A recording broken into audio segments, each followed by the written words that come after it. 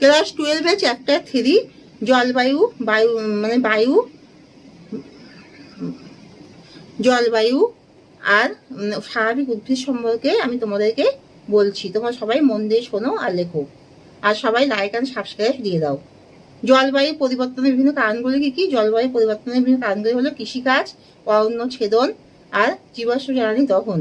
তাহলে অরণ্য ছেদন করার ফলে জলবায়ুতে ব্যাপক পরিবর্তন দেখা দেয়, কৃষিকাজের ফলেও জলবায়ুতে ব্যাপক পরিবর্তন দেখা দেয়, এবং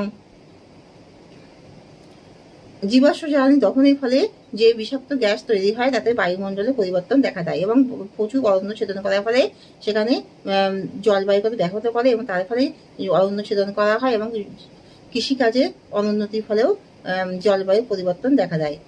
তাছাড়া পৃথিবীর একদিকে হেলে থাকার জন্য জলবায়ু পরিবর্তন দেখা দেয়, ও আগ্নেয়গিরির ফলেও জলবায়ু পরিবর্তন দেখা দেয়।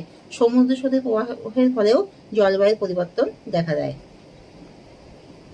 ভূমধ্যসাগরীয় অঞ্চলে শীতকালে কেন বৃষ্টিপাত হয়, গ্রীষ্মকালে কেন শুষ্ক থাকে? ভূমধ্যসাগরীয় অঞ্চলে প্রচুর জলীয় বাষ্প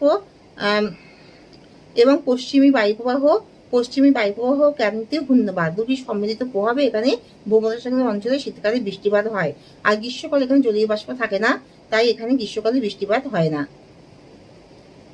আর স্বাভাবিক উদ্ভিদ হলো জলজ উদ্ভিদকে 3 ভাগে ভাগ করা যায়। ভাসমান জলজ উদ্ভিদ, যে জলজ উদ্ভিদ জলের উপর ভাসমান থাকে তাকে ভাসমান জলজ উদ্ভিদ বলা হয়।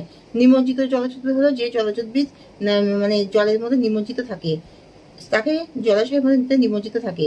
আর অর্ধ নিমজ্জিত হলো যা অর্ধেক, অর্থাৎ উপরের দিকটা উপরে থাকে এবং তলার দিকে মূলটা থাকে, এটা অর্ধ নিমজ্জিত জলজ উদ্ভিদ। আর হলো খরা প্রবণ উদ্ভিদ হলো যেসব উদ্ভিদ খরা সহিষ্ণু উদ্ভিদ হলো, আমি বলছি, আমি আসছি, দাঁড়াও।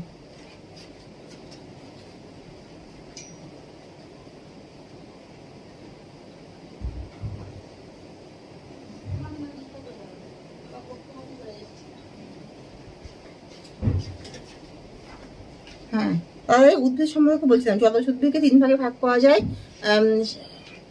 যেমন হলো ভাসমান জলজ উদ্ভিদ, যেটা যে উদ্ভিদ জলের উপর ভাসমান থাকে, আর নিমজ্জিত জলজ উদ্ভিদ যে উদ্ভিদ জলের মধ্যে পুরো নিমজ্জিত থাকে, আর অর্ধ নিমজ্জিত যে উদ্ভিদ উপরের দিকে মানে কাণ্ডটা উপরের দিকে থাকে এবং মূলটা নিচের দিকে থাকে, অর্ধ নিমজ্জিত উদ্ভিদ। আর হলো খরা অঞ্চলে যে উদ্ভিদকে তাকে কতগুলি ভাগে ভাগ করা যায়, এবং খরা সহিষ্ণু যে উদ্ভিদ খরাকে সহিষ্ণু করে সহন করে তাকে খরা সহিষ্ণু উদ্ভিদ বলা হয়। খরা প্রতিরোধী উদ্ভিদ, যে উদ্ভিদ খরাকে প্রতিরোধ করে থাকে তাকে খরা প্রতিরোধী উদ্ভিদ বলা হয়। খরা এড়ানো উদ্ভিদ, যে উদ্ভিদ খরাকে এড়িয়ে চলে তাকে খরা এড়ানো উদ্ভিদ বলা হয়।